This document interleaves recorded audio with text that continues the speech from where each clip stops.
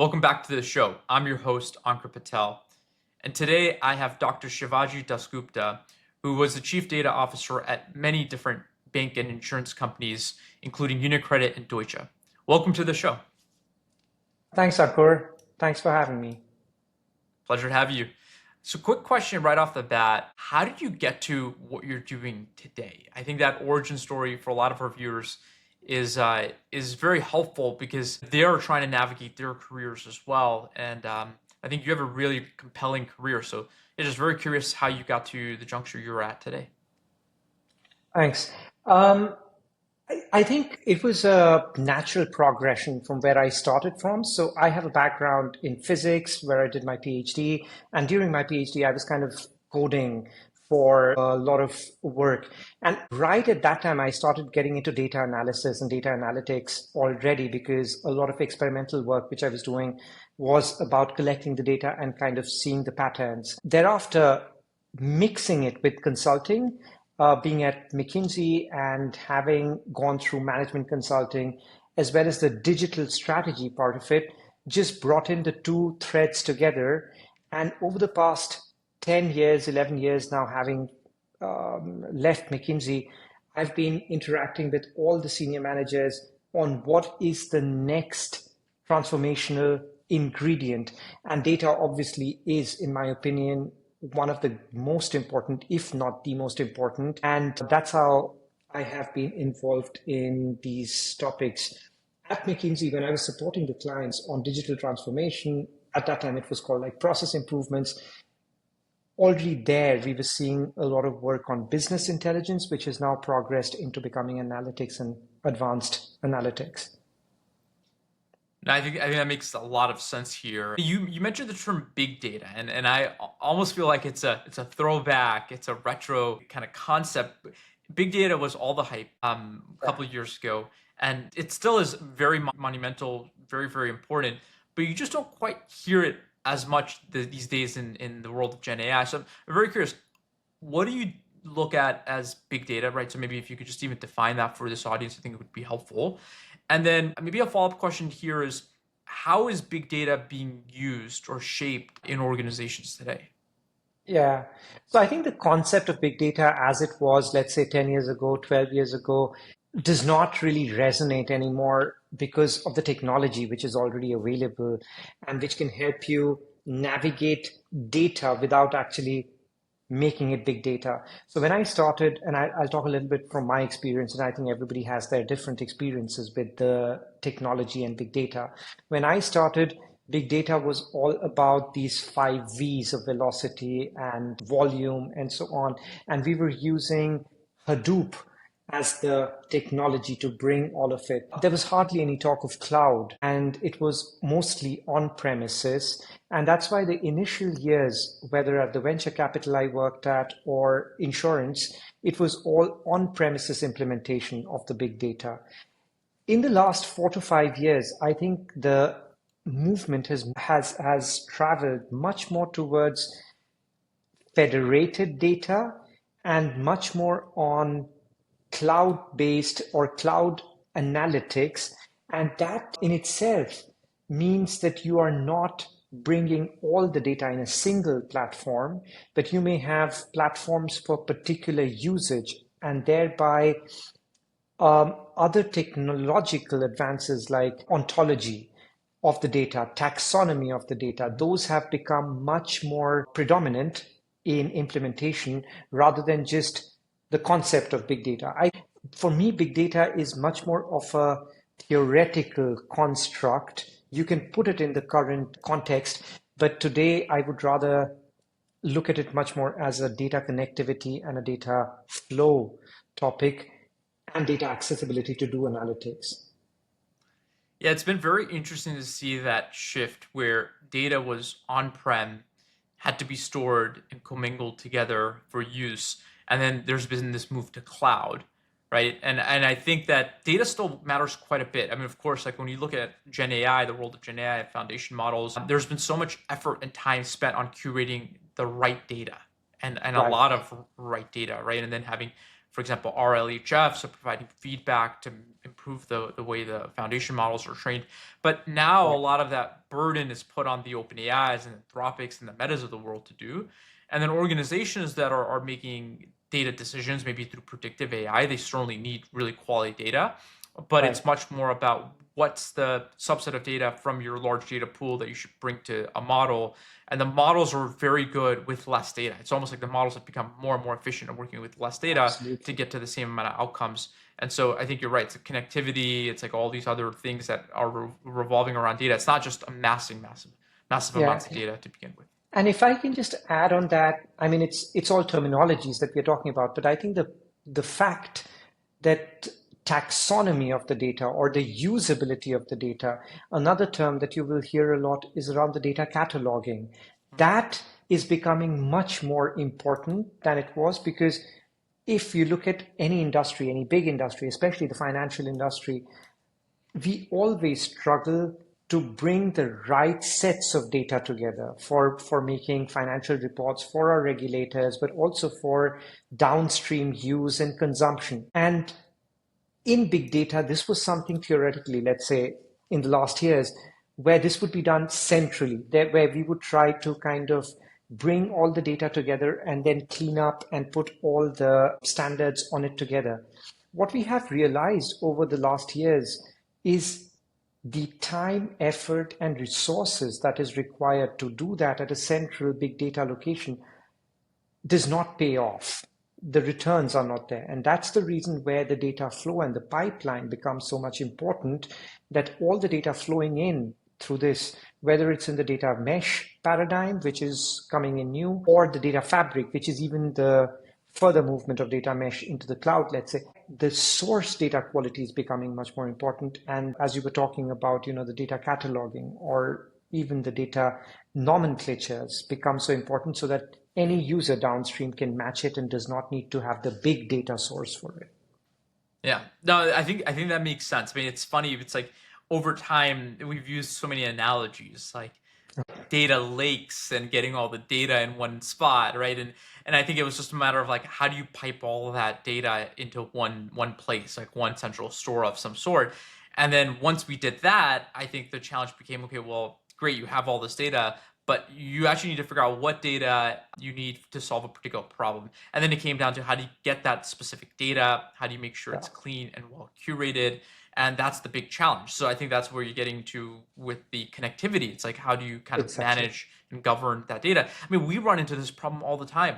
All We the work time. with customers that are very large, complex financial organizations, and it's hard enough for them to find the relevant data for a proof of concept. It's a difficult challenge to then, for example, mask PII, right? So, and make it available. And unless they do that, they can't do experiments, even internally for POCs, Right. and they certainly cannot work with external vendors as easily, right? So I think now we're in this world of, okay, you have a lot of data.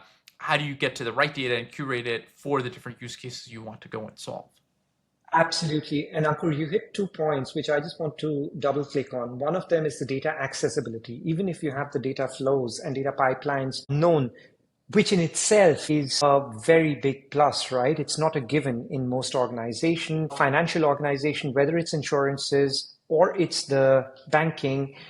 Within Europe, we have a lot of regulations which demands that banks or insurances through solvency, through BCBS, we are need to provide this data pipeline and the data chain. Even though that may be available, how do you make sure that the right person with the right, let's say, authority is accessing that data? How do you give that sort of masking, or as you were saying, PII information, the same data set being used by the finance team or the marketing team will have completely access controls?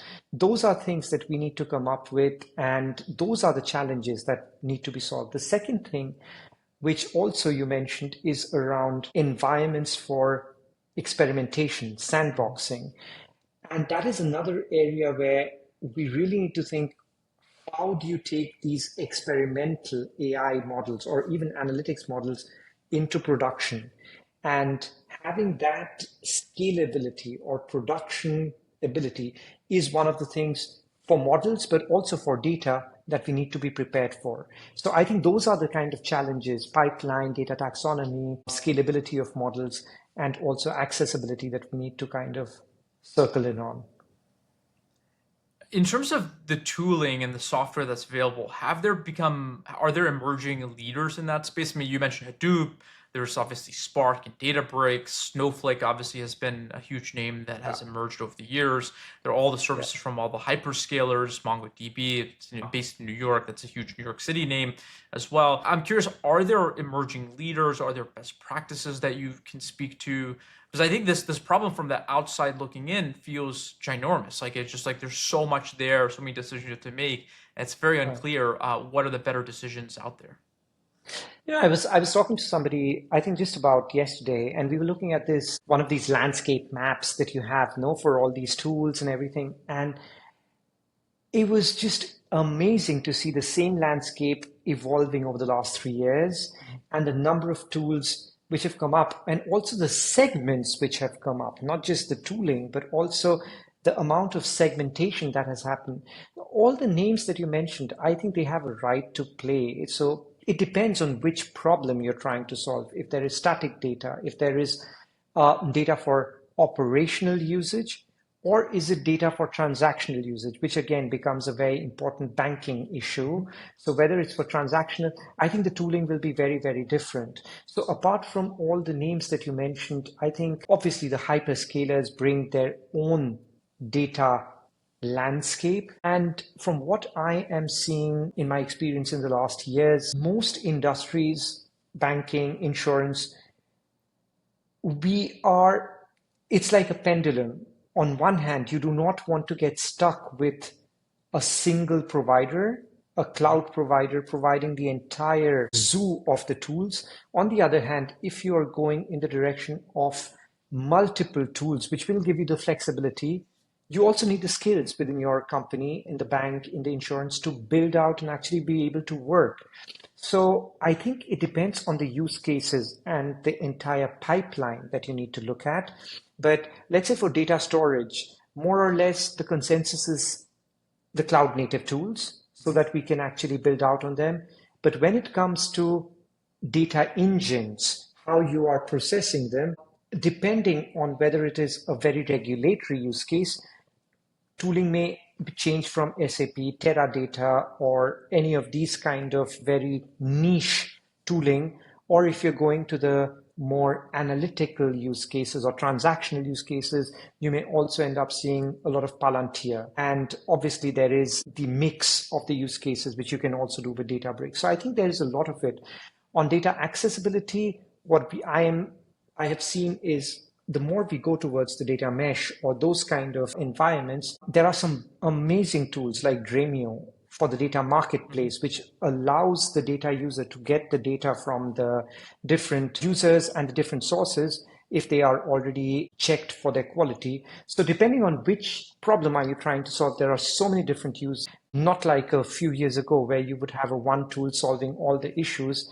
And even for data accessibility, I don't think we have seen the best in the market yet. And there are some companies I'm working with who are actually working on exactly this kind of data accessibility issues.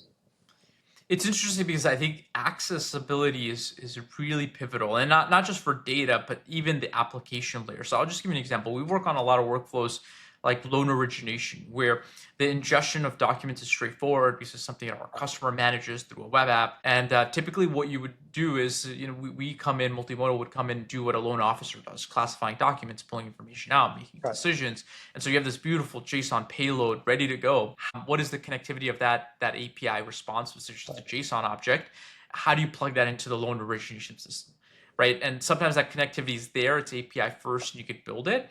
But sometimes it's just a non-starter, right? It's just very hard to directly have API access, native API access, maybe because it's a legacy system or it's very controlled. And so you're trying to find workarounds. And so I think that ends up being a huge that Right. will be essential to go and solve well in the world of generative AI. Because if you have a lot of work that is being done behind the scenes through like these agentic workflows, right? That's a very, very popular topic, these Gen AI agents, agentic Right. workflows. Those can only work if there is some ability to go and operate downstream, right, into the application layer. And if the application layers don't natively allow that, you have to find really great integration mechanisms. So I'm curious if that resonates with you, if you've seen ways to Absolutely. work around that. Yeah, very curious.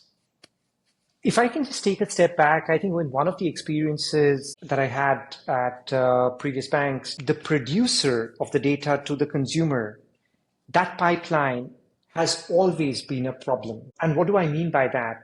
When you were giving the example of loan origination, I mean, that is for any of the banking processes, right? Whether it's loan generation, origination, or account opening, that's where the data gets created. That's where the data gets produced. And if we do not have the right system linkages, if we do not have the right, as you said, APIs or the right tooling, bringing it to the right, in the right format, to the right systems, everything downstream becomes data remediation. Mm-hmm, mm-hmm. And this is where most of the banks, most of the financial institutes have been focusing on the middle to consumption part, not to the end to end production to consumption, because the production to middle part is quite complicated. You were talking about the middle to the consumption part, how to put it into production and how to connect the analytics into the downstream application. But actually, when you are connecting these, you have to look at the full end to end chain. And I totally agree with you that before even putting things into production or creating these models, we should actually look at the end to end availability of the APIs, availability of the technology, how to create the models. Because at some point, just for pragmatic reasons, may be useful to put the model not in the best tooling because it will not talk to the Yeah. downstream system, but rather maybe as an offline algorithm. And so I think this is where the data and the IT comes so close together. And also, since in my roles as CIO for some of the functions where I was supporting the data as well as the IT, this is something that we looked at very, very strongly. How to integrate and how to put things into production. I don't know if that resonates with you. Yes, absolutely. I think you cannot absent you cannot solve a problem without the full context in mind, right? And my worry is that there are a lot of proof of concepts that are underway at very Right. large organizations where it works in the proof of concept sandboxed environment, but it loses complete sight of how it gets plugged into production. Because Absolutely. now you have a very complex workflow with many legacy systems that needs to go and power from start to finish. And so if you build something that works well, but then you have to do all of additional work and discovery after the POC to land it, you're just doing a lot of repeat cycle. And that's where things get stuck, right? Also, Right. these are complex problems. So one thing that we see is that you do POCs, it takes a long time to get through. And then the people that are doing the POCs, the people in charge of a particular division, their mandates change. They're maybe they leave the organization or they leave for a different team, right? So now you have personnel changes on top of very long, complex POCs, and the things are being Yeah. handed off and shuffled around, and things aren't landing in production, right? There's this huge disillusionment that is Right. either playing out to some extent in some orgs with POCs, or will soon play out because they haven't seen the light at the end of the tunnel of how to land this truly in production. They didn't start there either. They just like Right. started with a small scale POC without full sight of the entire picture. Yeah. And Ankur, there are so many examples of this across the industry. I mean, and you read about it in the press. Cloud transformation started and then somehow lost the North Star. Or digital transformation and chief digital officer kind of pushing in one direction, but lost the pragmatic Mm-hmm. view of it. So I think silver bullet, if there may be any, is to be pragmatic about it. I mean, if I may, the silver bullet is that there is no silver bullet. I mean, the solution needs to be very pragmatic, cut out for the organization and cut out for the biggest organizational problems that we are going to solve. In most of these organizations, and it's not just financial organization, right? I mean, most of the capital market led organizations you're required to show value at very short cycles. And the best thing is to take a problem, solve it for the data, for technology by being able to reduce the cost, but also showing the results so that it moves the needle in the right direction, but it's not solving the full issue because it's not possible to solve the full issue at one go. It just becomes too cumbersome. And that's where I think if you take, for example, your loan origination issue, if you can solve for that loan problem end to end, some of the data pipelines, as well as the data storage and the data consumption issues, you will be touching few other end-to-end processes also. And then you start rolling it up one by one. Because if you start touching too many problems at once, as you said, there are too many organizational elements which are moving pieces, and that just doesn't settle down. Yeah, I think that deeply resonates with my experience at Multimodal and then prior startups selling into enterprise. One of the terms I hate is like massive digital transformation, right? Because you're setting it sounds great on paper, it sounds visionary, Right. but it's just too audacious. It's just too difficult, right? It's not pragmatic. I think that's the word you used, which I completely agree with. You want to find an area that you could deliver value on, you deliver value there, and then you scaffold your way to delivering value in adjacent areas. Now, you do want to see what that larger workflow is and have that context while you're delivering the first piece, but start small, deliver, make sure that that win happens, right? Because otherwise you lose momentum. You need the champions to feel like they had a win, and that win then helps you tackle the next big problem, which could be bigger and more audacious, but it needs to compound from something very, very small, right? Absolutely. And also another point that you're just making up, having that North Star defined initially is important because then you know that am I doing this pragmatic step in the right direction or am I deviating? But at the same time, the learnings from this kind of a pragmatic approach need to be fed into the North Star. If you're spending months or years in refining and defining a vision, most likely the technology is going to overtake, and all the visionary stuff that you've prepared is probably already dated. That's the reason why it's important to start, get some of the tools that we were talking about in place, start using them, and iterate on the vision as well as on the implementation. And I think that is something that companies which can get that right. I've seen that in my experience. Some mid-size insurances I've worked with has worked well because of the lack of budget. It's by definition that you have to do it in a much more iterative manner.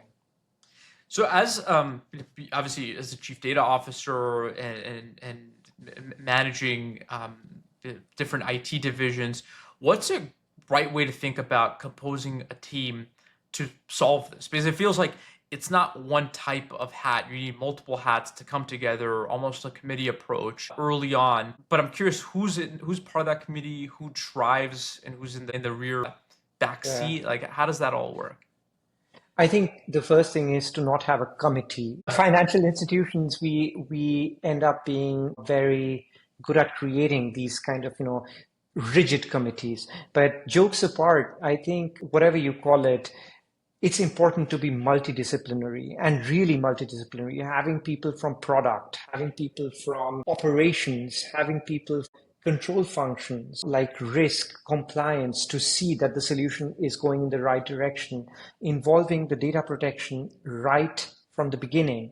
Those are mandatory nowadays because if you do your technology solution in isolation, these things come back to bite you later. And obviously on the IT side, it's not just the application owners, but you would have to have people who have functional knowledge of the data and the data definitions.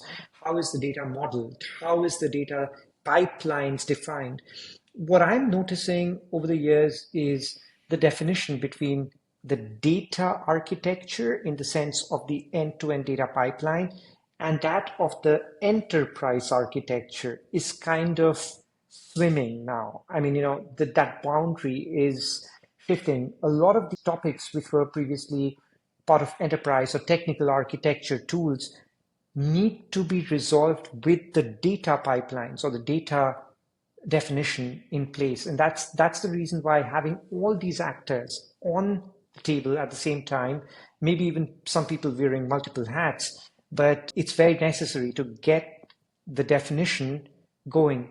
Again, I think you would need somebody like, I'm using the word in a more loose manner, like a scrum master or somebody, to keep the group honest about not trying to define the 120% solution, but rather define a vision and then take parts of it so that the definition and the implementation starts.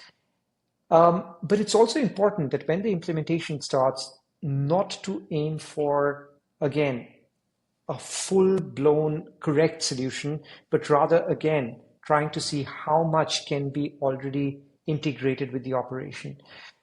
What I miss from time to time is an understanding when we do these projects, pilots, not to forget that there is a bigger organization which does day-to-day business as usual. How can we integrate anything that we are building on the day-to-day business as usual, whether it's on technology, whether it's on operation? And I think those are another set of attributes that we need to keep in mind defining the solution. It's very interesting because the way you've described how a team gets formed to solve this is similar to a startup, right? You put a startup team together, a founding team together, different hats, multidisciplinary. You still need a single leader that can make the executive decisions, but ultimately you do need multiple stakeholders that can kind of shape that, and then you build it.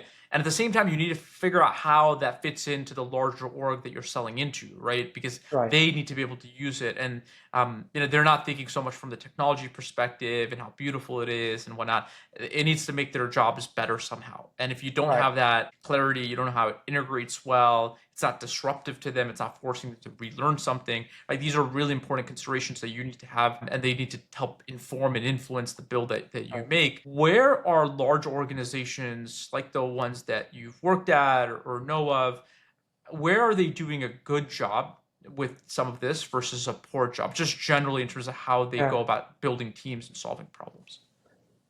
I think where they are doing a good job in the last years especially is, there's a lot of understanding that static organization, siloed roles is not going to be successful. And I think we have all learned the hard way that, having roles like, I am the chief data officer and I do data governance, and that's it. This guy is the chief information officer and he's responsible for applications. This guy is the infrastructure guy. That does not really work well. Rather, having a much more product-driven organization where you have the data also responsible for mid platforms down to data consumption, understanding the data foundations, understanding also the applications in the majority of applications in the downstream functions. Those kind of multidisciplinary knowledge and understanding is something that is, I think, catching up. Understanding of the product organization. You will hear in big organizations a lot nowadays, let's move to the Spotify model. Having seen this product and the agile way of working at Spotify being quite successful and wanting to pick that up. Where many companies still struggle is probably talent, having the right set of people, having the right knowledge, and probably, I would say, balancing out this knowledge of new versus adapting it in the current context. So you gave the example of startup, which I agree with, that many startups actually move in that direction. I think the biggest difference is productive systems. In startup, legacy or the foundation is a very different one, I would hope, compared to many of the large companies, because here 90% of the systems are running still on technology of the 90s or prior to that. And it's not possible to kind of discount that. And it's not possible to say, okay, everything will be focusing on just new and shiny stuff. But we also need to integrate. And I think that is where having the talent to, again, I'll use the word pragmatically, look at new versus old and bring it together is something that I think I have seen the struggle. I agree with that, especially like startups that are used to working with from scratch, right? They're building technology from scratch. They imagine that their buyers, especially if they're complex orgs, the startup, the naivete would be like it's easy for them to take a cloud-based approach and integrate and do all that, but it's not, right? And so you have to create the right frame of what do the buyers have, where are they today, what are the limits? Right, There are many limits around what they can and can't do because of the architecture that they have. How do you plug into that, right? And so I think that needs to be right. part of the consideration. But I am very curious, like as you're building in very large orgs, you're trying to move very quickly, adopt new technology, right? Address all the data connectivity issues we mentioned earlier, maybe also experiment with generative AI and bring that into the house. How does a big organization like successfully navigate the decision of what use cases to solve and whether to do that internally with the internal engineering team and the Mm. resources that are available versus seek help from either external technology vendors or consulting Mm. firms or maybe partners of hyperscalers, things like that? Mm. So I think there are 3 points that you're addressing, and I would like to take them separately. So one is prioritization of the use case per se, and which ones do you do and which ones do you not do. I think that is not a singular decision. No, I mean, in most organizations, at both the banks as well as insurance, I think it was a very, very similar way of deciding with the involvement of finance team, with the involvement of the business, creating I wouldn't say a business case because that sounds very rigid, but more like a value that can be expected from use case that has been put together. Based on that, and also the urgency. So you create kind of a matrix on the expected benefits, urgency, and then you kind of take a decision. The second point that you mentioned is what kind of technology do you use to put this into implementation? And one of the things that, again, I think I've seen work really well is right at that time of decision making to see how can I put this into production? How can I scale this? If the systems are already available for the analytics to be integrated into, great. If there is added investments that's required, how do I do it? So one of the examples a few years back, which we had implemented was on creating AI for filling out tax forms, which Mhm. would integrate directly into the transaction system. And at the year end, then the customer can just click and have his tax form filled out. This was something that when we talking to a third party that they would need that solution and we can fill the forms and so on, it already was in the mix. How are our transactional systems ready for this or not? And most of the effort went into actually integration of the transactional system with the system, which doesn't Yeah. surprise you, I'm sure. But since this was already priced into it, we knew who has the skills for this, doing this. Can we do it internally? Do we need external support? And that was the third part of your question. Do we buy or build? I think world has moved on, and the AI world especially has moved on very rapidly since the last 4 or 5 years since I've been implementing these use cases. And now many of the AI use cases, if they are especially for automation, I would see more and more commodity AI and packaged AI tools to be used and just integrated because they are just there. If Mhm. it's a more differentiating, a new model that needs to be built, then it's a decision on which platform do I build it? Do I build it myself? Do I build it with somebody else? And generative AI is a separate ball game altogether. I mean, there you would have to see the models that you're basing out of. Yeah. I think the other big thing that I'm hearing and seeing is with these models in production, how do you go and enforce the things you care about? So observability, Mhm. explainability, where's their drift? How do you have guardrails in place, right? Because with predictive models, predictive machine learning, it was easy. You knew what data the model was trained on. You had things like confidence scores. It wasn't so open-ended. Now with generative Right. AI, it's so open-ended. It's very, very hard to monitor, and that has come into focus. But at the same time, I don't think we have the right tooling, or at least not clear what the emerging leaders in the tooling space are to go and monitor and have governance and have observability and explainability. So I'm very curious how big organizations are thinking through this. Have they solved it somehow? I think, you know, again, I would bring it back to, let me answer it in two parts. On the first part, it is a very important topic, especially with also the regulations coming in on AI Act in Europe. We are bound to make this very transparent, explainable, and also measure it. At the same time, I think, again, depending on the AI use case that we need to be implementing and that we are pushing on, your measurability of this will be different. For example, do you do you mean explainability of the model or explainability of the result? Do you mean transparency on the data that you're feeding into the model? Or do you mean transparency on the model itself? And I think those are questions, once we have clearer answers to, then we will have answers how to answer that question. You know what I mean? So Yep. I think we are still discussing with the regulators, discussing with a lot of senior experts on this topic to understand what are the implications of these regulations. And based on that, I think some of the explainability will be there and also the transparency. It is quite easier, for example, on more commodity models to have that transparency rather than on the very custom-made models and to explain that, especially on generative AI, as you're saying. And that's a reason where I think what I'm seeing more often than not is to have a human-led approach where Hmm. you do keep a human in the loop in all the decision making and all the models that you are implementing so that there is some sort of mitigation on all these questions so that you do not have a completely human free, except for more automation oriented use cases rather than more predictive use cases. I completely agree with that. I think that having humans in the loop is going to be a way to safeguard against generative AI implementation in pilots and production.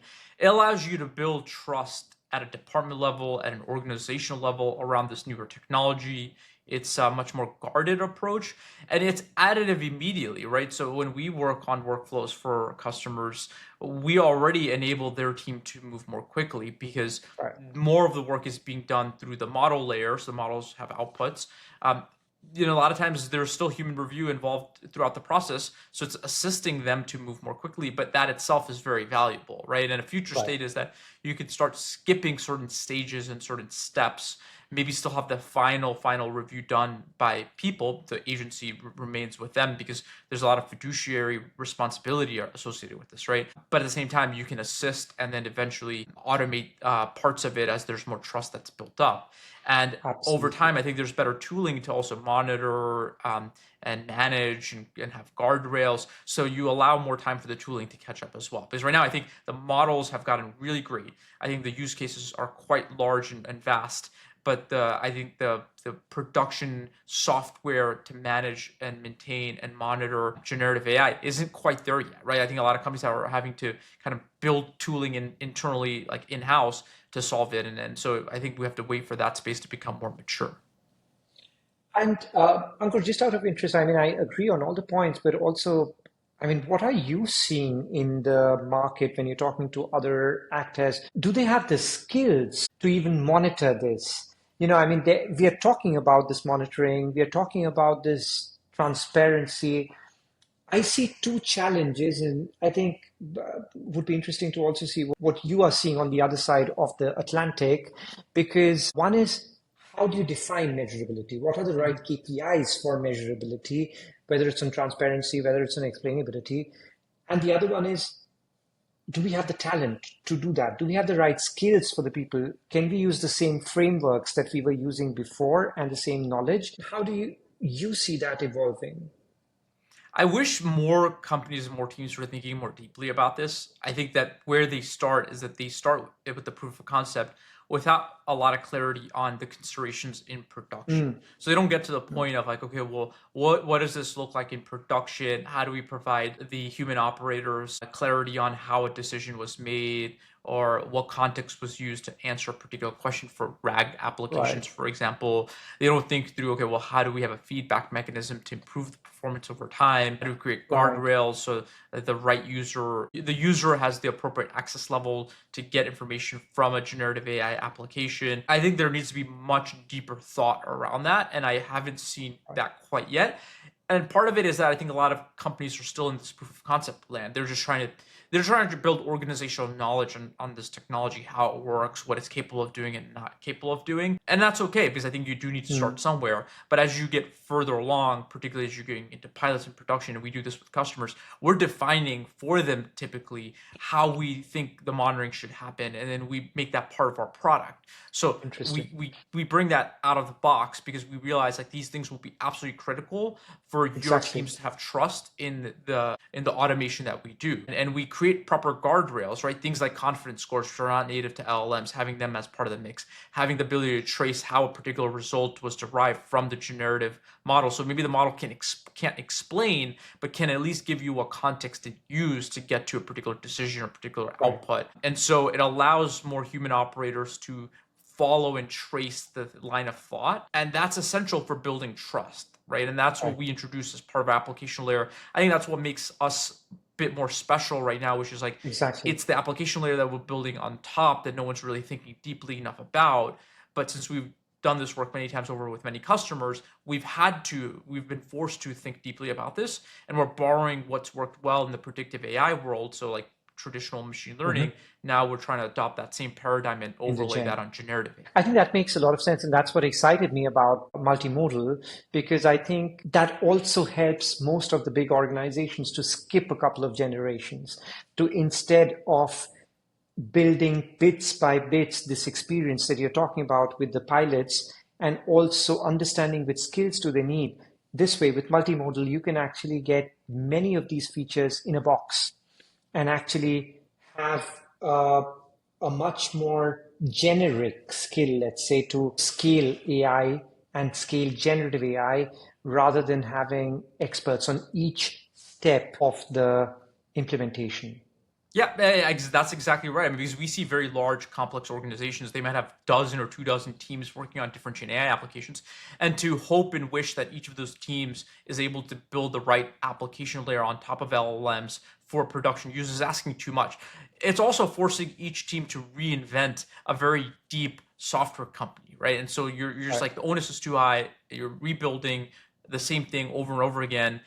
It just doesn't work well. So what we're taking is like the common things that every single use case, every single team will need to put generative AI into production. We're building as part of our application layer. Because as we discussed earlier on in our conversation, there's so much work to be done beyond just getting Right. this right. It's the connectivity of the data, sourcing the right data to begin with, creating the right data pipelines, making sure that the application layer Scalability. is well integrated with the generative AI models that are in motion, Right. right? And so it's like we think companies and engineering teams should focus more on what is specific for their companies and let the more generic aspects be done out of the box through software. And that's Right. exactly where we're building. That's a space that we see Yeah. opportunity in. And I think that's where I think the direction, and that's why your question around the tooling that we were discussing before, we will see a rapid change around that as well, because right now the tooling that we have is solving narrow slices of the entire problem. And the more we can start having a holistic, out of a box approach, this is where we will be seeing, again, those holistic, out of the box approaches probably will be tailored to one or more end-to-end challenges initially, which you would then have to scale up with the examples. But at least this is the direction that I see the movement going towards. All right, so I appreciate that take. And I think my last question here, really, for the day is what is one thing that you're really optimistic about when it comes to large organizations adopting generative AI? And then maybe at the same time, what is one thing that you're concerned by that perhaps may not go quite as well with the adoption of the new technology by large enterprises? So I think, given all the experience and all other interactions I've had with like big companies, I'm very optimistic that the direction will be quite rapid, and also the adoption will be there because over the last years, many of these kind of enabling technologies, let's put it this way, have been adopted by the large companies. And already you're seeing big banks. Also, in my experience, I have implemented these kind of generative AI use cases already in these big organizations with good results. Where I think we would need to keep ourselves honest in the big organizations is the level of impact. There's a lot of documents, some of them also from my previous employers like, McKinsey and other consulting, where you see large impact numbers being shared on different processes using generative AI. I think that's where we need to keep ourselves honest that if we want to achieve this level of impact, this cannot be only generative AI implemented in parts of the organization, but this needs to a disruption of not just technology, but an end-to-end process. And this is where I think it could be a little bit of a wake-up call, how much of an impact we really get. I'm not so worried that we will catch on the train and start implementing, because if not on our own, through the cloud providers, through third party, I think we will get there. You are seeing use of Copilot, you are seeing use of even a lot of LLM models in multiple cases already. It's a matter of the use end to end. I completely agree with that. I mean, I think the thing that I'm optimistic about echoes kind of what you were saying, which is where it does work, it works extraordinarily well, right? The challenge is how do you get this across more of the organization? And Exactly. I think what happens sometimes is that if you pick the wrong set of problems and you try something that's a little bit too audacious, there's disillusionment, right? And so landing that ROI, landing that impact, and then scaling it up, I think that's kind of the major challenge up ahead. And I think it will take a couple of cycles to get this right. Some organizations will get it right faster than others. But I will say, I think the thing that you're seeing, things that I think a lot of players are seeing is like where it works well, it works really well. Like Really it well. is worth the toil and trouble to get Yeah. this done. And if you do get it right, it is incredible. So stick with it, I think is kind of the Yeah. message here. Just one point, if I can add to what you're saying, if it really works well when it works well, but to get it there, to make it work really well, it does require enough testing and enough human intervention. And I think we should not discount that. At least still, there is no generative AI out of the box that we can just put in and use. It's not a low code tool. It's not a low code, no code tool that we can use. And I think this is something that we need our colleagues and also the organizations to understand. Yeah, it's not like traditional software where it's plug and play. You just No, kind of spin up, you plug in, and you're ready to go, right? So there is a lot of work on top of the core technology that needs to get done. And I would say that is where all of the complexity lies, the exactly. integrations, the data connectivity, how it interacts with the people that it should touch and help in terms of making the process more efficient. Well, it's amazing Yeah. having you on the show. Really appreciate the Thank you. time. For the viewers and listeners of the podcast, where can they learn more about you and all the things that you're doing?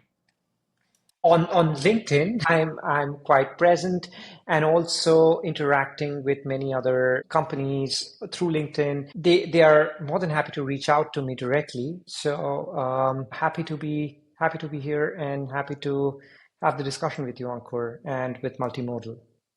Yeah, I really appreciate that. It's been great having you on the show and then having you as an advisor to the company. We'll make sure Thank to you. include your LinkedIn in the show notes as well. But really appreciate your time. Thanks for being on the show. Thank you. Thanks so much, and proud to be on the advisory board of Multimodal. Thank you.